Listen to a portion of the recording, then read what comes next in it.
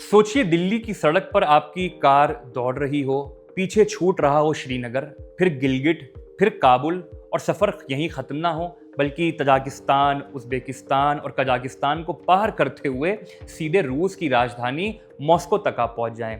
सुनने में ये किसी फिल्मी कहानी जैसा लगता है ना। जय हिंद साथियों, मैं उमास और स्वागत करता हूं आपका डायनामाइट न्यूज़ में।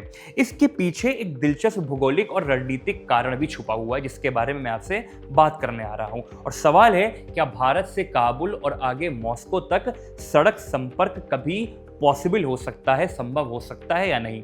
इसे समझने के लिए सबसे पहले भारत अफगानिस्तान सीमा की बात करनी होगी। जो उसकी बाउंड्री है उसको बात करनी होगी। भारत का आधिकारिक रुख है कि पूरा जम्मू कश्मीर और लद्दाख भारत का अभिन्न हिस्सा है। इसी दावे के आधार पर भारत और अफगानिस्तान के बीच सीमा का एक छोटा सा अंश पाकिस्तान के कब्जे वाले गिलगिट बल्तिस्तान क्षेत्र से जुड़ा माना जाता है। इसी इलाके के सामने अफगानिस्तान का वाखान कॉरिडोर भी आता है जिसको लेकर हर कोई बड़ी बड़ी बात करता है। और यही वो संकरा भूभाग है जो अफगानिस्तान को चीन के शिनजियांग क्षेत्र से अलग कटता है, यानी बांटता है, और तजाकिस्तान की सीमा तक पहुंचाने का बड़ी मात्रा में काम करता है। अब कल्पना कीजिए कि भविष्य में यानी फ्यूचर में भारत का इस पूरे क्षेत्र पर नियंत्रण हो और यहाँ आधुनिक सड़क संपर्क विकसित किया जाए, एक सड़क का निर्माण हो और एक नेटवर्क को मजबूत किया जाए, तो भारत से अफगानिस्तान तक पहुंचने के लिए वाखान कॉरिडोर का एक रणनीतिक रास्ता बन सकता है।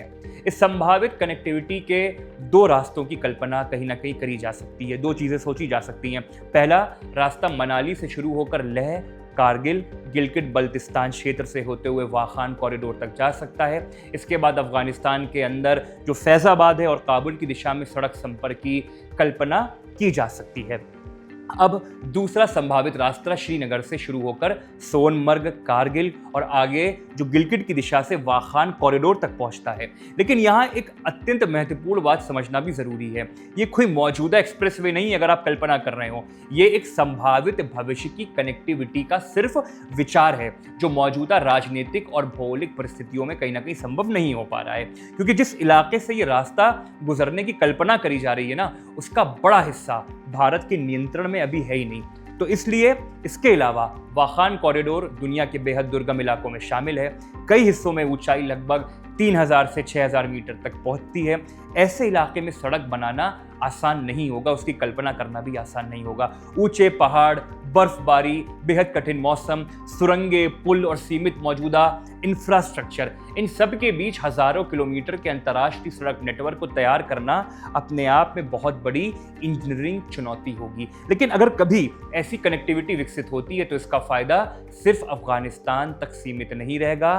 काबुल से आगे सड़क नेटवर्क तजाकिस्तान, उज़्बेकिस्तान और कजाकिस्तान की दिशा में बढ़ सकता है और फिर रूस तक पहुंचने की सैद्धांतिक संभावना बन सकती है। यानी भारत को मध्य एशिया तक एक वैकल्पिक जमीनी संपर्क, एक नेटवर्क मिल सकता है। और यही वजह है गिलगिट बल्तिस्तान और वाखान कॉरिडोर को राजनीतिक यानी रणनीतिक नजरिए से देखना बेहद महत्वपूर्ण माना जा रहा है, जो भारत के लिए मध्य एशिया तक सीधा भूमि संपर्क, व्यापार, ऊर्जा, रणनीतिक पहुंच और क्षेत्रीय कनेक्टिविटी के लिहाज से बड़ा बदलाव ला सकता है। लेकिन पाकिस्तान के कब्जे वाला क्षेत्र, भारत पाकिस्तान विवाद, अफगानिस्तान की राजनीतिक स्थिति और पहाड़ी भूगोल, ये सभी इस कल्पना के लिए बड़ी बाधाएं हैं। इसलिए दिल्ली से मॉस्को तक कार फिलहाल कोई वास्तविक एक्सप्रेसवे रूट नहीं बल्कि एक संभावित भविष्य की कनेक्टिविटी का परिदृश्य है।